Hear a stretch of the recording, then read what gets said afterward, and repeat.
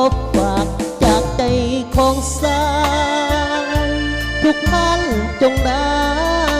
ให้ความเมตตาสงสารจากบ้านนอกมาเข้ามาอยู่ในวงการเขียนเพลงไว้เป็นตำนานโปรดจงสงสารแฟนเพลงทุกคนเพลงนี้ขอฝากจากใจลาน้อยทุกท่านจงสอยให้ความเมตตาคนจนเขียนเพลงขึ้นมาเพื่อให้เป็นหมากเป็นผลลาน้อยหนักห้องคนจนขอให้ทุกคนโปรดจงเข้าใจเสียงเพลงลาน้อยฝากไปถึงบ้านอย่าได้ลำคาญสงสารให้กำลังใจลาน้อยคนนี้บอกว่าอยู่ไกลหรือไกลเสียงเพลงขอฝากส่งให้เป็นกำลังใจแฟนเด้อแฟนเพลงนี้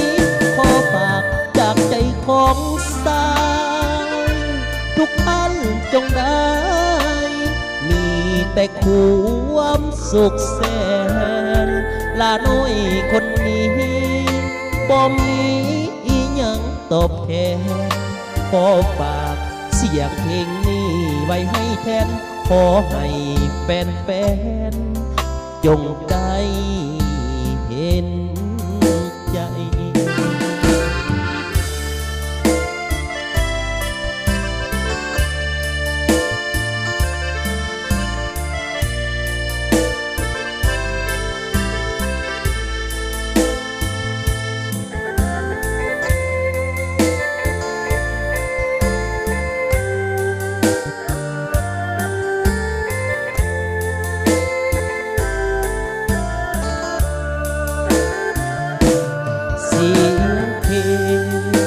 ลาน้อยฝากไปถึงบ้านอย่าได้ลำคาญสงสารให้กำลังใจลาน้อยคนนี้บอกว่าอยู่ไกลหรือไกลเสียงเพลงขอฝากส่งให้เป็นกำลังใจแฟนเด้อแฟนเพลงนี้ขอฝากจากใจของสาวทุกท่านจงได้มีแต่ความสุขแสนลาน้อยคนนี้บ่มีอีหยังตอบแทนขอฝากเสียงเพลงนี้ไว้ให้แทนขอให้แฟนจงได้